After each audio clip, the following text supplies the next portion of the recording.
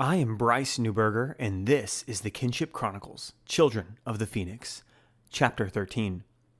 "You little vandal! What have you done?" spat Winston as his door ruptured off its hinges. "Let him go," said Eldrich from the doorway with a seriousness that surpassed his 11-year-old demeanor. In the dark shop, he could barely make out the scene. Eldrich gathered that Ox was tied up and curled in the fetal position as Winston abused him with anything imaginable. He didn't see the fat merchant as a man, but a demon in human skin. What kind of monster could torture a little boy like this?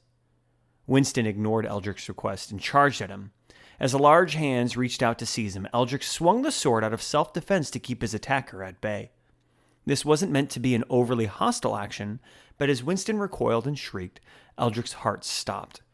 "What have I done?" was the question that captured his whole being and stopped all other background subconscious chatter. The portly merchant dropped to the floor and clutched his hands together, howling in turmoil. Eldrich then transformed from hero to 11-year-old again. He dropped the sword and ran over to Winston. "I'm sorry," he exclaimed as he tried to roll his victim over. "I didn't mean to." His voice cut out as he witnessed the damage he had caused. The man was holding his hand as blood careened over everything like a fountain gushing crimson waves. From his wrist to the base of his pointer finger had been cleanly severed. Eldrich took a step back in horror and slipped on something slippery and squishy. It was the other half of the hand, with fingers curled up like a dead spider. He screamed and ran like a rat wolf from the bloodhound, only to halt at the back door and look back at Ox tied up. He rushed over to the bloodied bully and worked on the twine bindings. The restraint was so tight that it bored into the flesh and was slick with gore. The knot was impossible. Eldrich looked for a cutting tool until he spotted the fancy sword lying next to the maimed victim. Steeling himself once again to come near the roaring amputee, Eldrich dashed over and reclaimed his prize, then cut Ox loose and hefted the boy up with great effort. "Come on!" yelled Eldrich. As the two boys vacated the premise, Winston's voice could still be heard yelling at them in anguish. With a loud clang, Bird walked into the back room of the guardhouse. He staggered left and right, then leaned against the cell belonging to Bryn.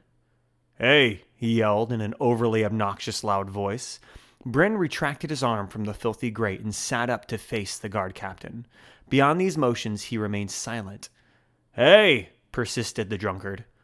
"Too bad about your wife. She was a pretty one." Bryn's fist tightened. "Maybe I'll keep the body for a while, just to look at. Well, until it starts to rot." Bryn placed his hands flat against the wall and shifted his weight slowly onto the balls of his feet. "Either way, you'll be dead before long." At that moment, Bryn propelled himself from a seemingly reclined position into an all-out lunge. His hands found purchase against the guard's neck. Bird awoke from his stupor and met Bryn's eyes. He saw no sympathy as his vision started to spot, then blacken as blood rushed away from his head and out of his brain. All of his blood felt as if it was being directed straight to his heart. His fears were proven well-founded as his heart burst inside his chest. Bryn grabbed the keys from the dying ex-captain. Bird slipped to the ground and kicked for a few more minutes before finally passing away. Bryn arched his back in a stretch as he once again acknowledged the power that he had long let slumber inside him. He rolled his head in ecstasy, then sunk his head into his hands. He sulked internally as he bid his perfect life goodbye and tried to remember the person he would once again have to become. 15 years earlier, in the large urban city of Eterna, the capital of the kingdom, there stood a tall man with a wide-brimmed hat on a busy street corner. All passers-by gave the imposing figure at least a 2-meter berth.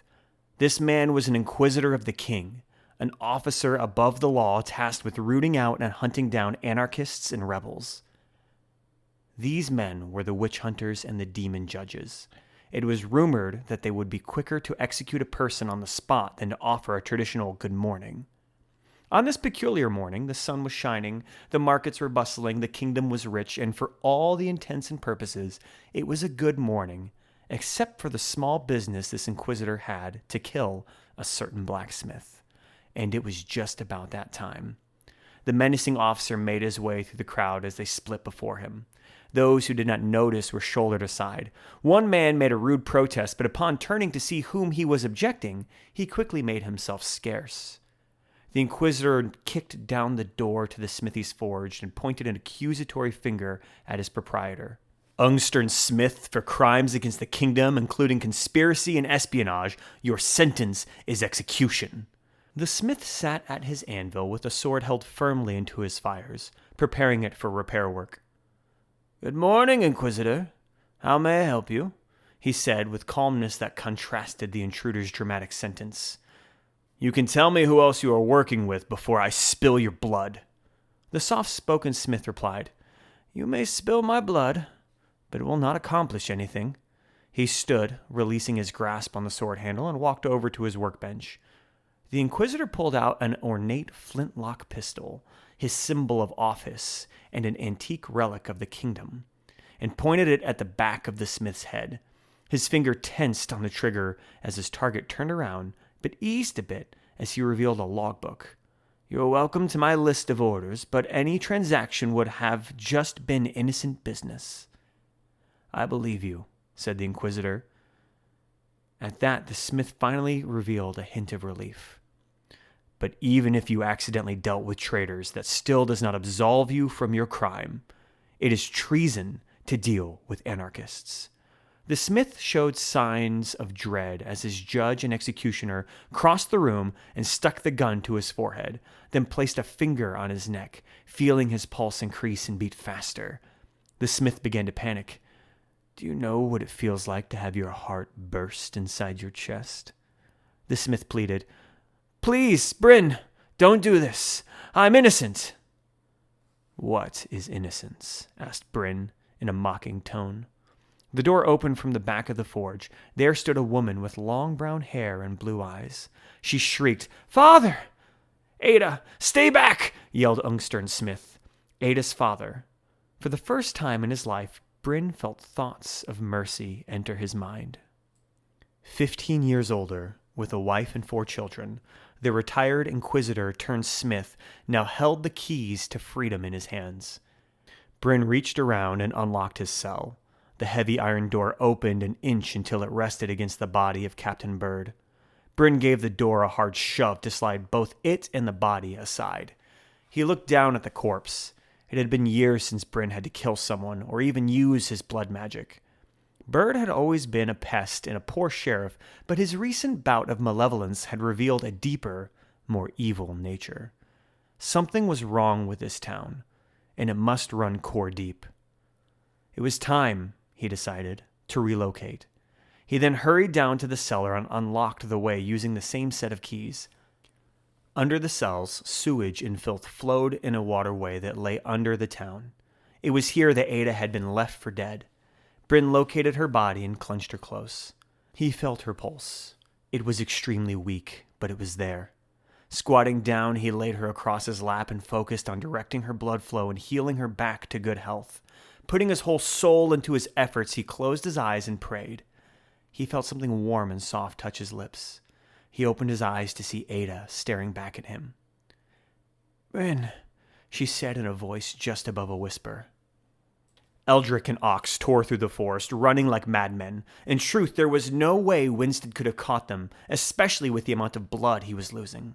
But rationality did not occur to them. Ox finally keeled over in a fit of huffing, puffing, and belabored wheezing. Eldrich sat beside him. "Thanks," coughed Ox. Eldrich looked down sheepishly. "Sorry I took so long." "What do you mean?" Eldrich looked at Ox's cuts and bruises. "I should have acted quicker," he stammered. "I choked. I froze." Ox looked back at him with an unreadable expression. "You let him beat me that long?" asked Ox with incredulity. Eldrich reached for words when other voices could be heard from nearby in the woods. The 2 boys hushed up and crawled through the bushes towards the noise. Through the brush, the boys witnessed a host of knights in silver armor. At their head was a large man with a red cape. Standing and talking to him was Mayor Gowan. Thank you for listening. I'm Bryce Newberger, and this has been the Kinship Chronicles, Children of the Phoenix. If you enjoyed what you heard and you'd like to purchase the full book, then either look up New Books on the Google Play Bookstore, NEU Books, or simply click the link in the description. The book is only $5, and I appreciate your support.